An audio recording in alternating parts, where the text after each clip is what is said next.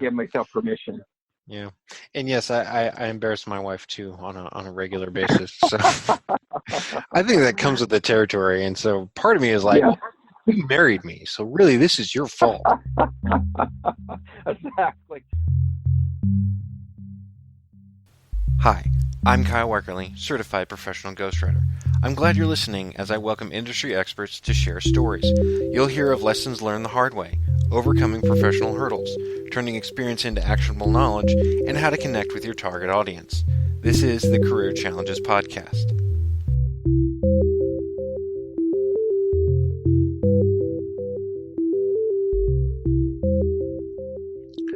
Welcome to the Career Challenges Podcast, and my guest for this episode is Roland Benson.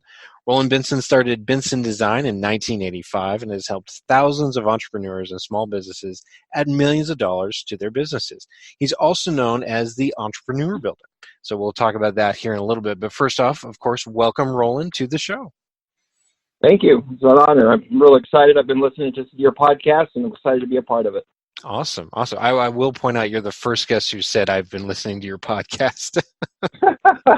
Well, they should be ashamed. They should all be listening. There's a lot to learn there. True. Well, also in their defense, I have to say I've only done about 30 episodes, so there's not a lot of material there. So I don't blame them if they run out and they're like, oh well, nothing new coming out of Kyle's podcast. Let's go look somewhere else. So I understand that. I have no delusions here.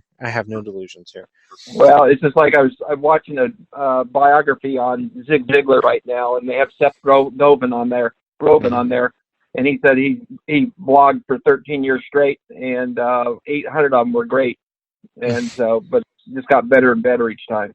Yeah. So each one's a learning experience, which is great. So you mentioned Seth Godin, which I was going to bring that up, but you beat me to the punch. And I saw on your website you're talking about the purple cow. So my thoughts from you as somebody else who's also read the book, because it's a book, The Purple Cow by Seth Godin. What are your thoughts on kind of his manifesto there that he presents about marketing and being different and really putting yourself into a different category for whatever it is you do? Oh yeah, so I lived my life by that, or our business. So having an advertising agency, we work with lots of entrepreneurs, like you mentioned, and lots of small businesses, and most all of them, we haven't ran into one yet that doesn't have competition.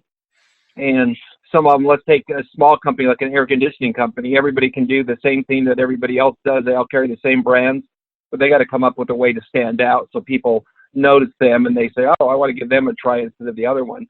We developed a business card for ourselves 15 years ago. We'd go to all these mixers and all these networking events and would hand our card out, and people would go, oh, yeah, okay, yeah, let's get in touch. And then I'd call them a week later, and they say, oh, man, who are you? I said, I got about 10 cards. I can't remember who we were. So I went and sat down and developed this 3D business card. It folds up. It's really cool. And every time we hand that out now, it's like, wow, this is so cool. And then I'll call them back. Oh, you're the one with that cool business card. It's sitting right here on my desk. And so that's our purple cow. That's the thing that we really use, and we'll never change it. It costs us about $1.25 each card, but it's turned into millions of dollars over the years by people remembering who we are, keeping our card, passing it to other people. Awesome. And you designed that yourself, the business card? Yes. I came up with the idea, and I just sat down and I came up with a whole bunch of different ones. And I started doing different ones for our clients that made big differences for them. But yeah, I'll have to send one to you because it's just really cool. And they've made probably their best marketing tool we've ever done. Since we did that, we've never had to show our portfolio because everybody goes, wow, if you can do that with a business card, I can't imagine what you can do with our website or what you can do with our business. Mm-hmm. Awesome. So that makes me think, well, maybe I need to change my business card. Yeah, I do a microphone. Yeah. Or a book, because ghostwriting, I do a bunch of ghostwriting stuff. That's awesome. Right. A book would be great. Mm-hmm. So Seth Godin is talking about, marketing and all that, and, he's a big time player. So he's probably in New York or LA. I can't remember exactly where he's based out of. So from your position, Roland, because we're here in San Antonio, Texas, it's a great city. But, we've got to be honest here. Even though we're the 7th largest in the U.S. in terms of population, and of course, population diversity, we're like over 100 in markets. Like we're a very small advertising market when you look at the grand scheme. So how can you take the principles and ideas that Seth is espousing in Purple Cow and apply them to kind of our little pond? Yeah, and he wrote a different book right after that one called The Big Moo, and HEB's featured in that one. Oh, cool. So, which is our hometown thing. And if you look at HEB, they dominate. Of course, we're lucky here. We don't really have anybody to compare them with besides maybe Walmart, and that's really not a good comparison. But if you travel anywhere in the United States, and I get to travel a lot, I go into other grocery stores, and they're nothing. I mean, Kroger's, the biggest ones in the world, aren't anything close to what HEB is. They've really made a niche for themselves. They listen to their clients. They know exactly what people are buying, where they're buying. If you go on the south side of San Antonio, you're going to find a whole different product line in their store. So that's how they've set them apart. And then they've made it the experience. When you go in there, it's like there's a cooking area. It's just amazing. It's not just aisles of food that you try to cram down. They made their aisles bigger. They've done so many different things like that. But just like with us, the business, and since it's even a better opportunity to stand out because not everybody's doing it. Not everybody's fighting. An air conditioning person put up a sign, and you might have seen it, says, "Your wife's hot." Oh yeah, I've seen that all over town, and sometimes I giggle, sometimes I roll my eyes. Yeah, but it got press. It got in the Business Journal. It got on newscasts when it first came out, and that's another way. There's a Purple Cow because people are going, "What? My wife's hot? Oh, my air conditioning's broke." And you had to chuckle a little bit. After a while, you saw it. Then they took it down, because it ran its course. Mm-hmm. But there's so many things like that you can do, and just because we're not in New York and stuff, people still appreciate that opportunity to see something that's different. Mm-hmm. One of the things I really liked that I saw years and years ago, that Burger King went out and one night in a city, and they dressed all the Ronald McDonald's up like a Burger King, put a crown on him, put his cape on, and all that kind of stuff, and a big sash said Burger King on it. Mm-hmm. Yeah, and I read somewhere, I think it was Ireland, McDonald's in Ireland. There's a chain there called Supermax for some reason, and McDonald's tried to sue them for the rights to Big Mac, and they lost in Ireland. The Irish courts said, you don't have a monopoly on Mac. And so Burger King ran with that, and there was a meme or a picture of a menu in a Burger King, and it said, "Not a Big Mac, something better than a Big Mac." Those were your options. You could walk up there and say, "I'll take the better than a Big Mac," or the healthier Big Mac. And so they were merciless, and it was hilarious. It was hilarious. Wow. So, it's similar to what just barely happened with the Chick-fil-A and the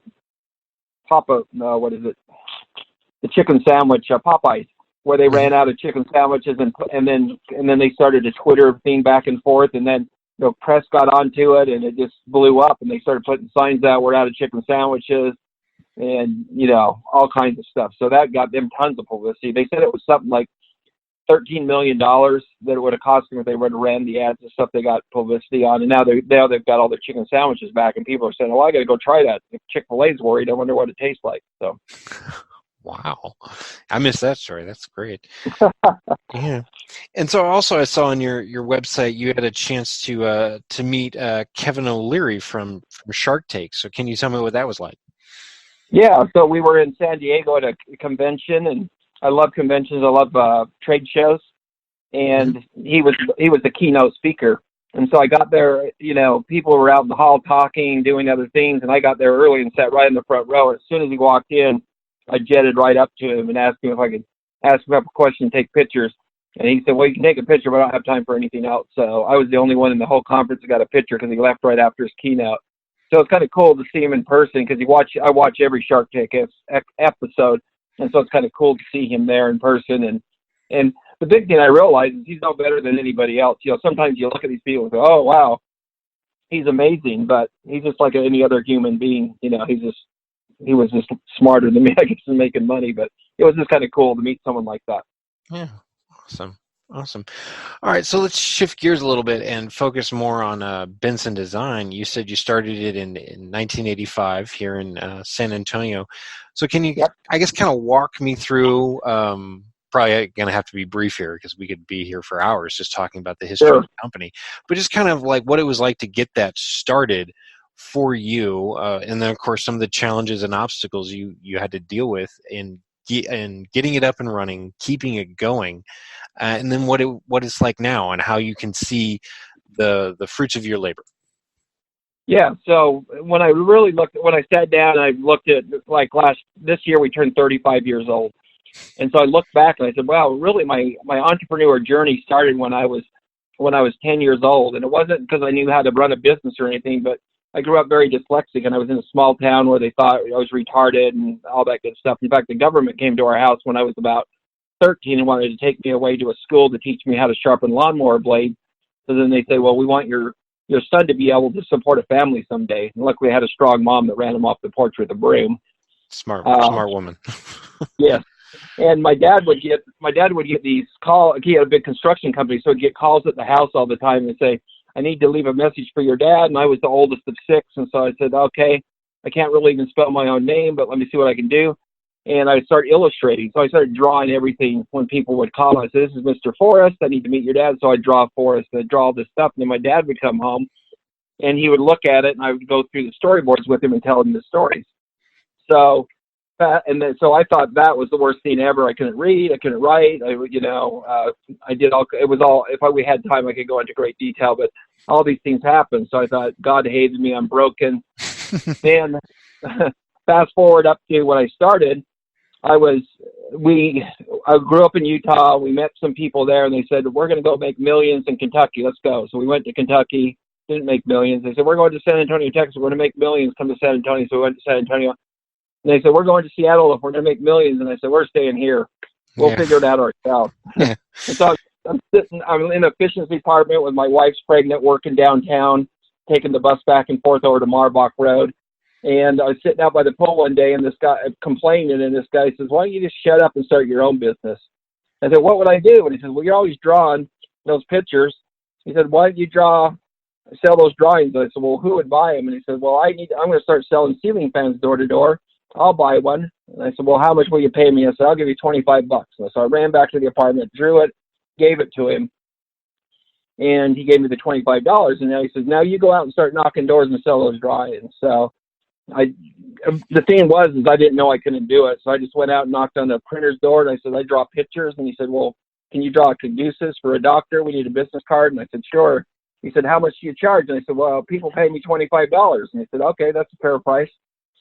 And then where it really shifted for me, about 4 months into it, we're sitting at the dinner table. My wife says, if you keep making $25 a day, we can't feed the family or the baby. And I'm going, wow. She said, you need to figure a way to get more clients.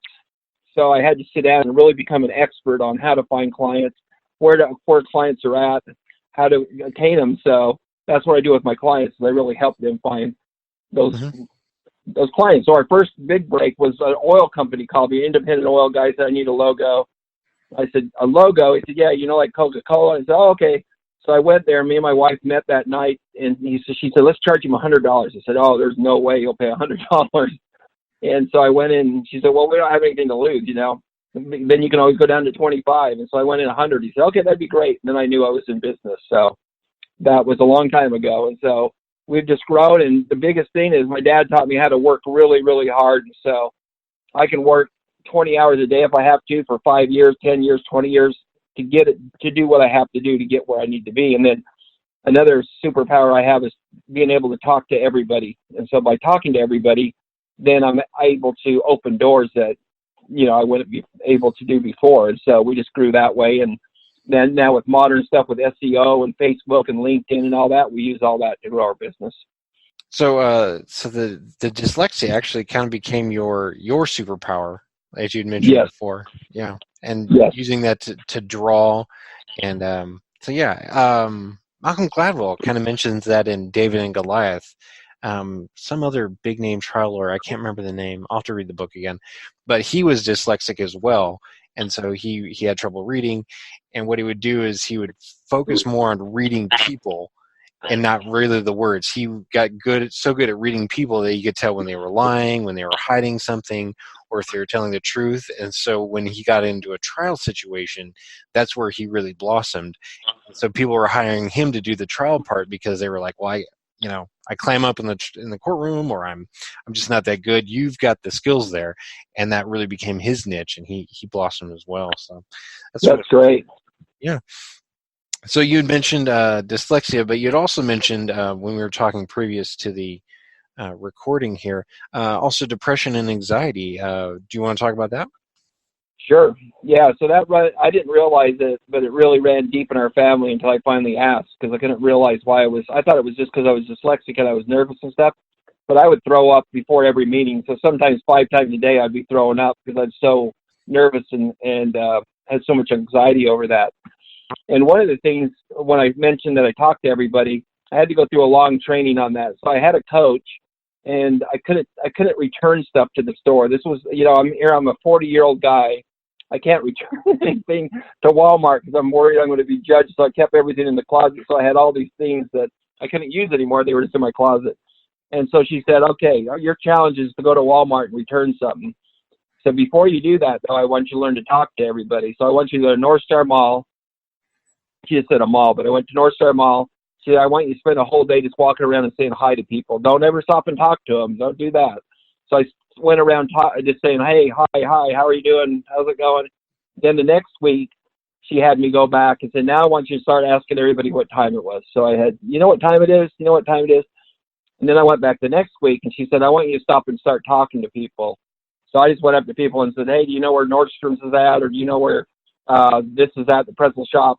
So I started talking to people that way, and then I started saying, hey, man, those are cool shoes. Where did you get them? And then all of a sudden, now my goal is to talk to everybody on the face of the earth. That really helped me come over. That really helped me come over a lot of fears, because now every time I see someone, if I haven't talked to them before, I have to go talk to them. And it's really, I really have to just do it.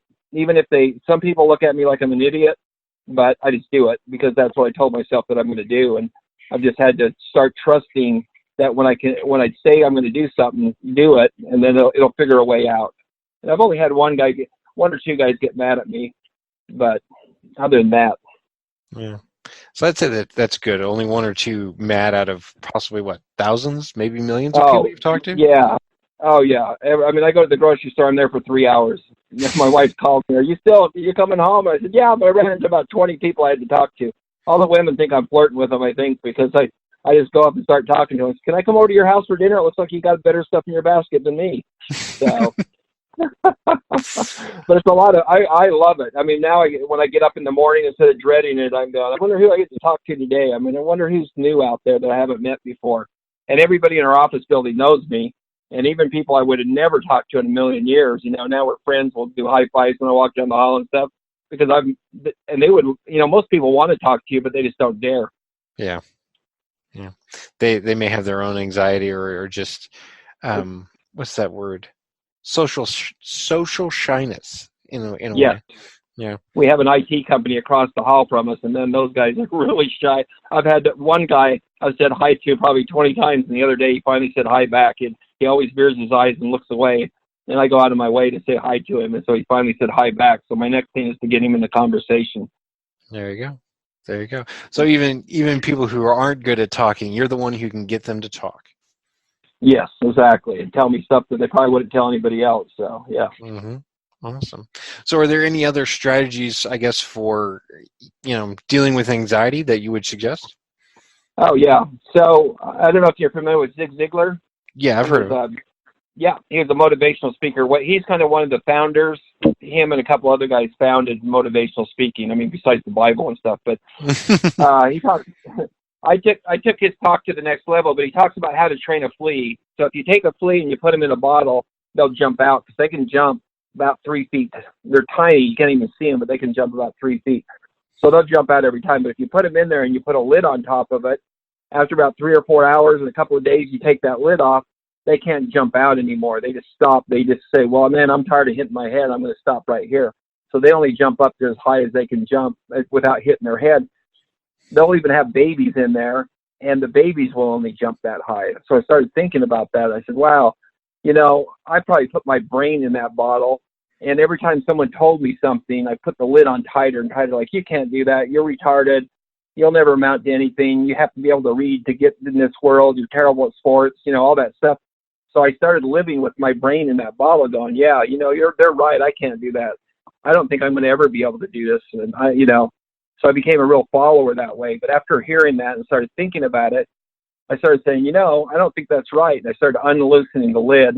And then I was able to get my brain out and go, oh, yeah, there's still things I deal with. And I mean, it's not like everything happened and I'm perfect, but just like the talking to everybody, I just had to go out and practice and really take baby steps.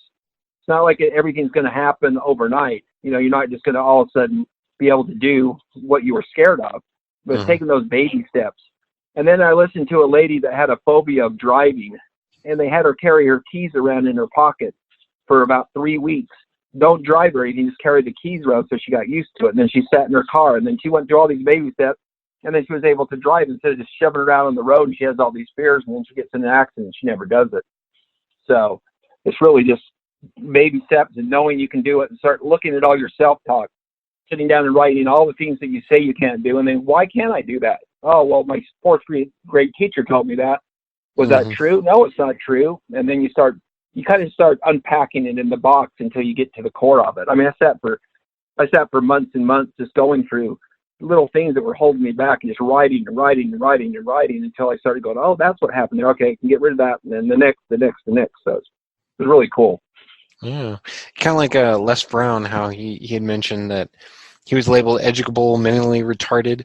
And then this teacher in 8th grade said, you're somebody else's opinion of you, does not have to become your reality. Yeah.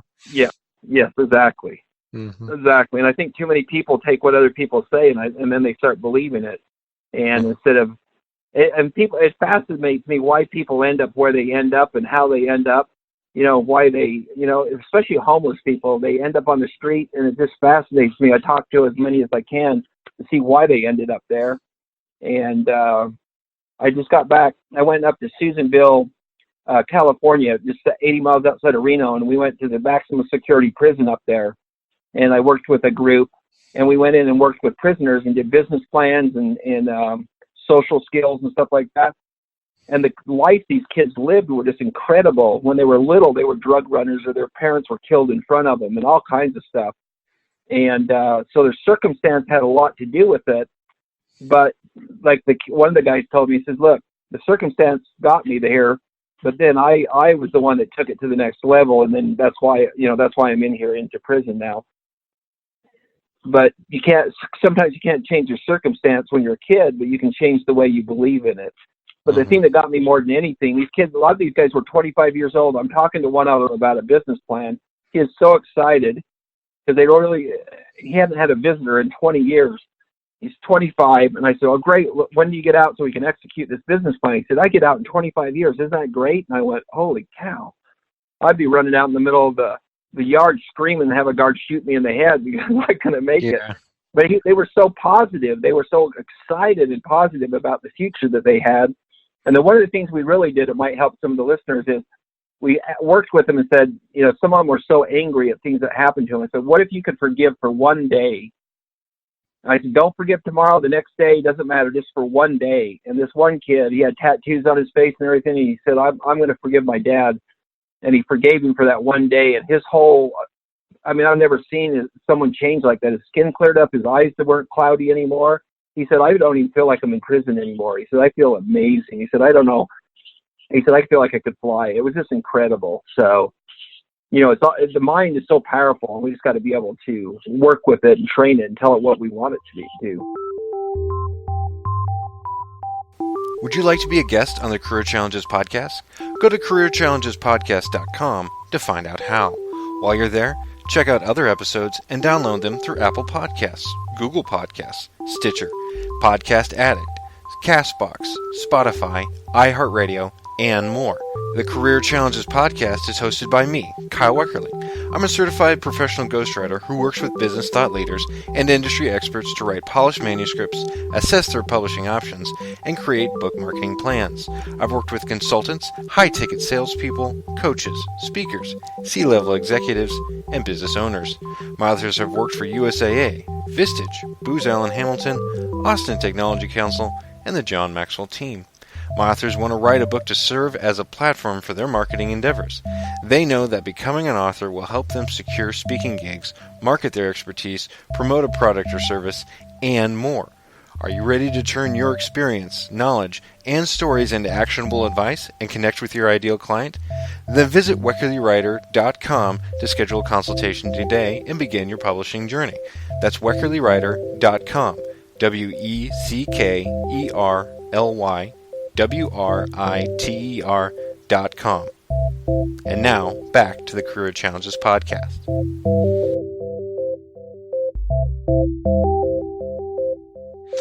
Good point.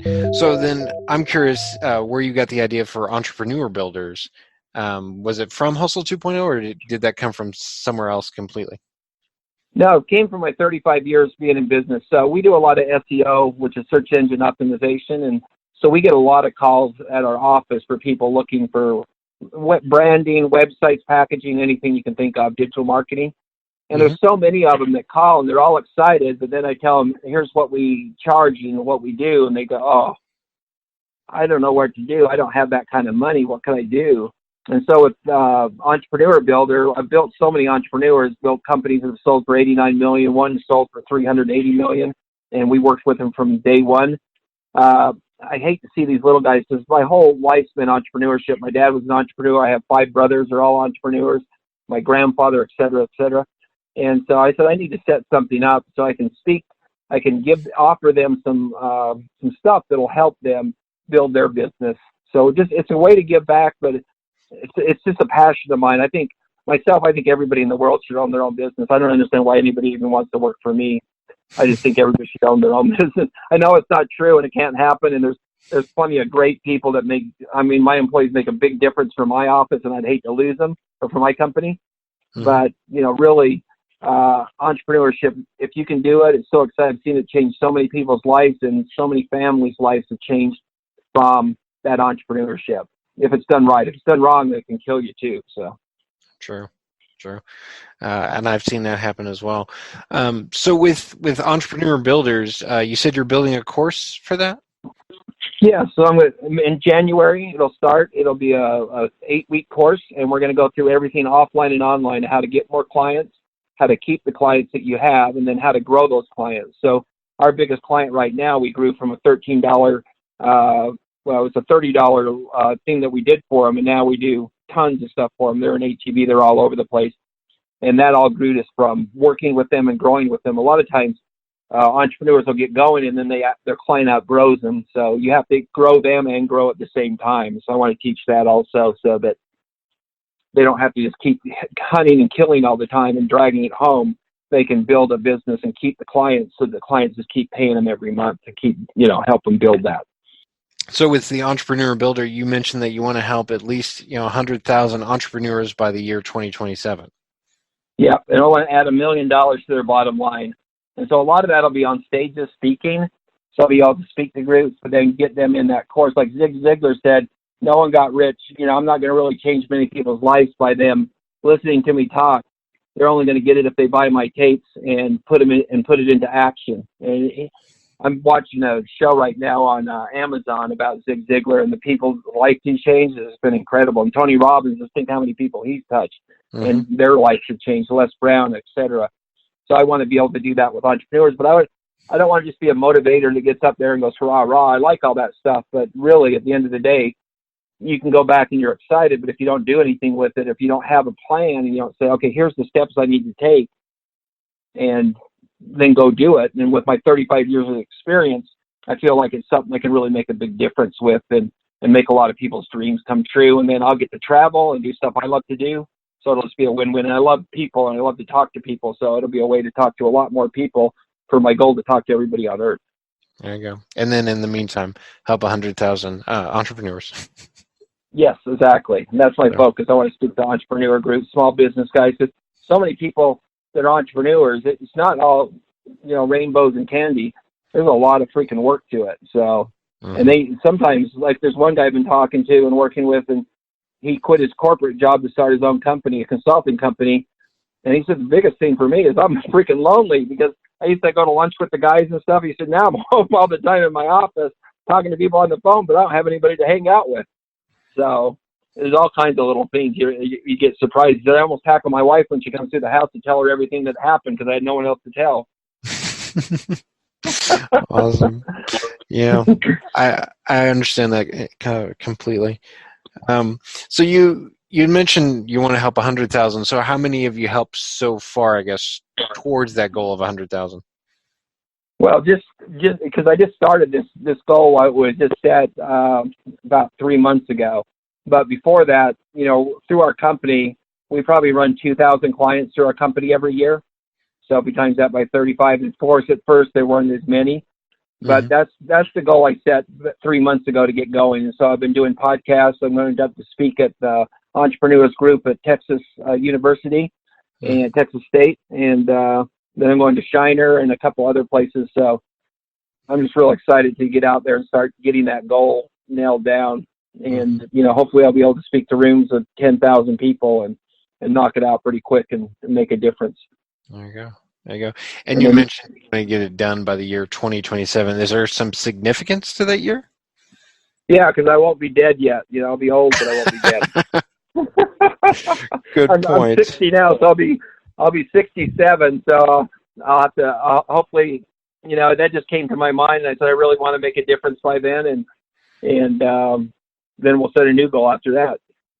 I read an article. A lady came on Instagram. She's 103, and she just won the gold medal in the Senior Olympics in running. 103. 103.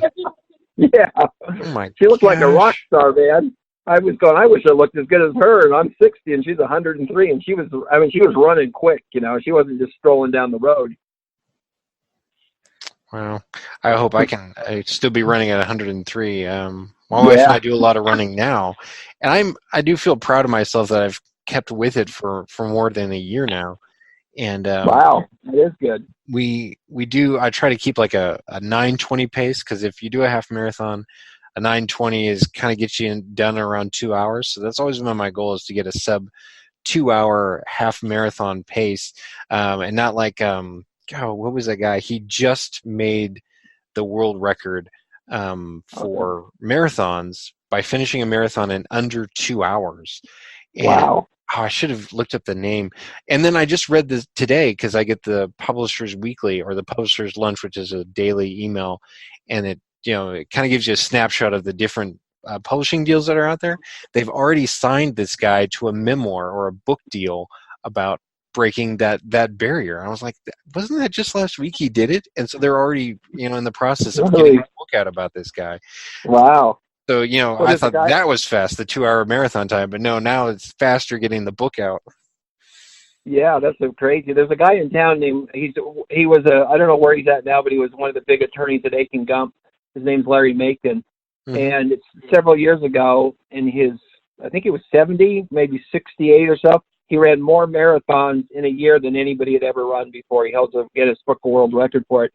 He told me that he flew into a place to run a marathon, flew in, got in the rent-a-car, ran over there. The gun went off. He jumped out of the car, ran the marathon, came back to the car, and it was still running. He hadn't turned it off because he was such a hurry. He was running like 2 or 3 a weekend. Oh my gosh. Yeah. And that guy is an animal, man. He is a great attorney, and he is the hardest working guy I've ever worked with in my life. I thought he had a twin there for a while, because every time, no matter what day or night it was, we're working on something, he was there working. So it's incredible what you can do when you decide you want to do it and you just get going. When you put your mind to it, and that singular focus, which is always amazing. Yeah. You meet somebody who's just so dead set on getting towards a goal in a good way. There's some people it's just unhealthy. I've worked with people like they look like they're going to die. They're about to have a heart attack. They're just so stressed. I'm like, dude, you need to back off. And they're like, no, I have to do this. I'm like, no, you don't have to. I mean, yes, there's Yeah. the whole have to mindset, but if it comes at the cost of your own health, what is the point? And of course, they didn't listen to me because I'm not as persuasive as you. It's just seeing some people who are just it's becomes an unhealthy obsession, and Yeah. I find it odd that some people they get it, they understand that I'm going to work all out towards this goal, but I'm not going to kill myself doing it.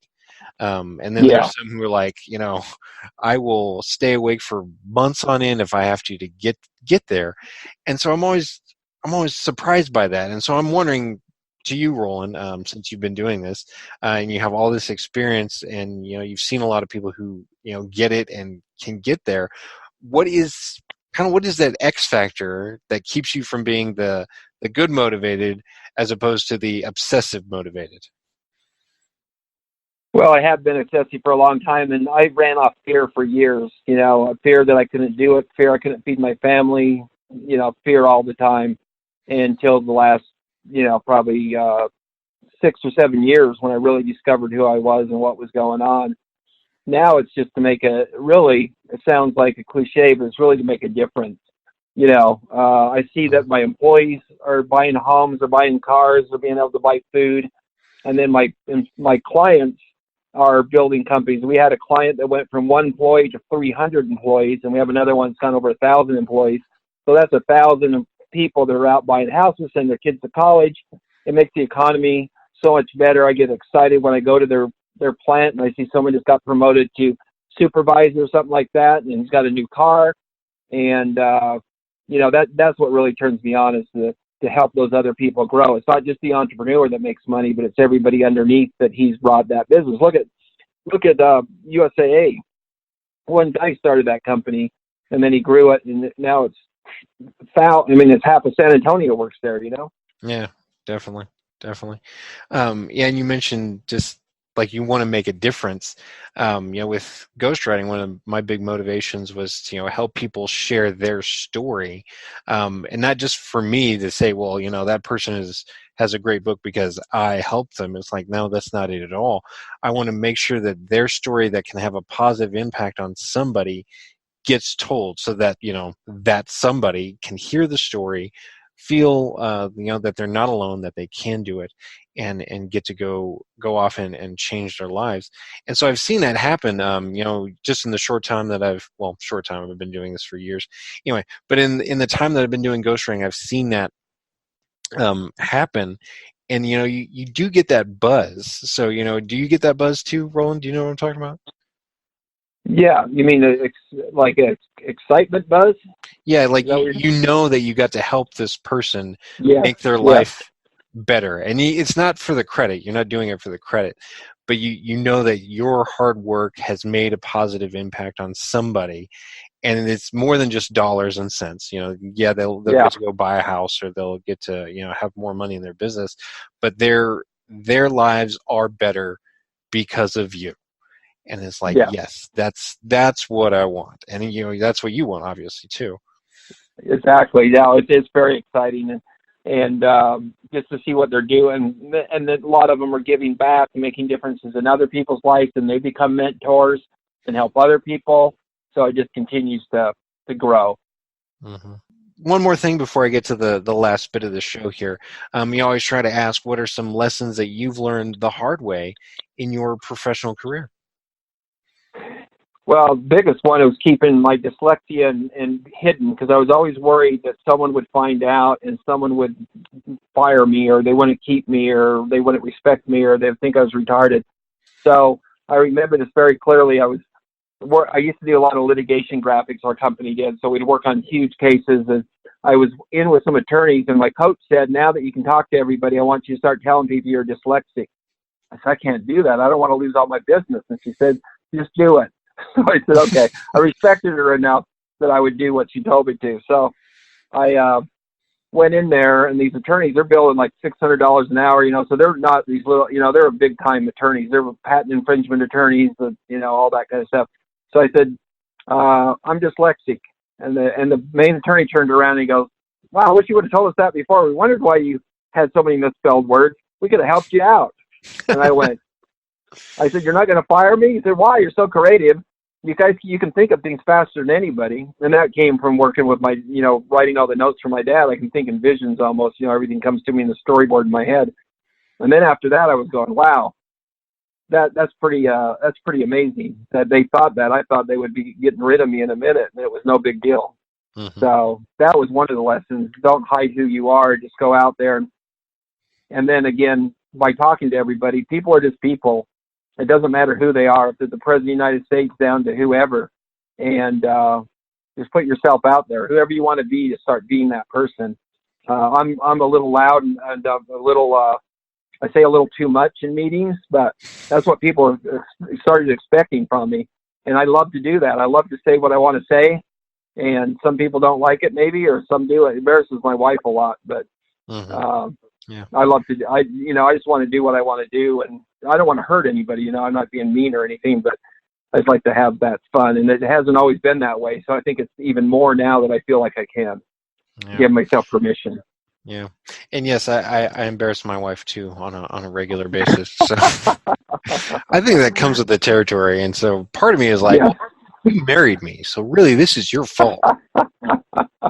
Exactly.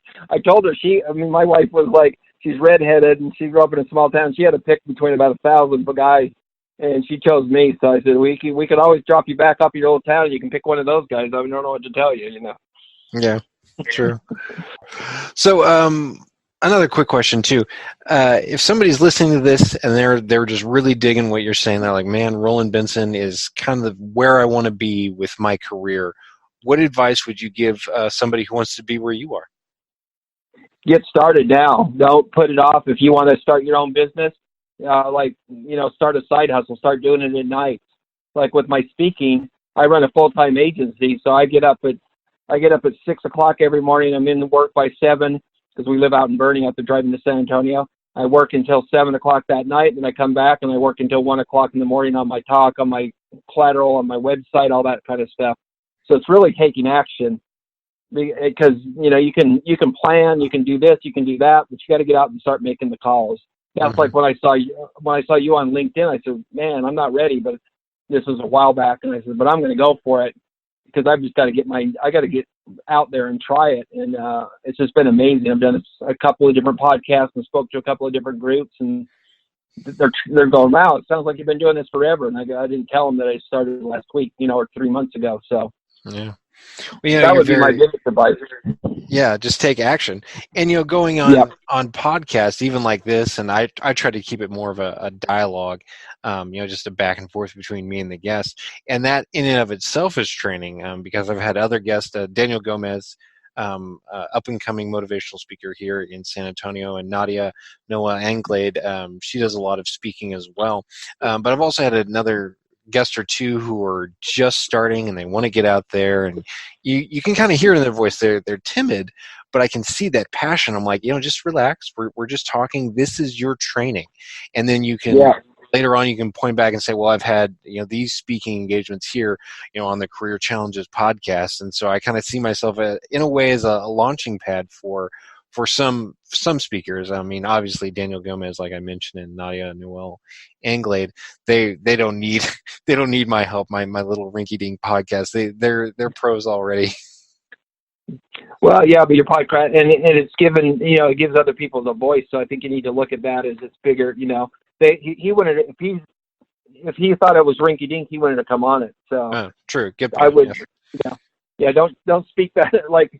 They say don't speak that into existence. There's an old motivational speaker, and the first one I ever heard, and I wore his tapes out. His name's Skip Ross.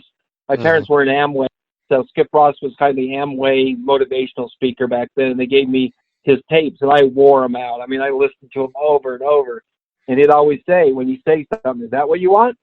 He said, don't even say that almost killed me. Don't even say I'm starving to death, because that, you don't want to speak that stuff into your life. He's real extreme about it, but it's true. You need to speak what you want into your life, and it's not always easy. I mean, I have days that I don't, all I want to do is pull the covers over my head and go back to sleep, but you just got to jump out and push through it. And there's always people have had it worse than I ever had it, and they're up on it. Have you ever seen David Goggins?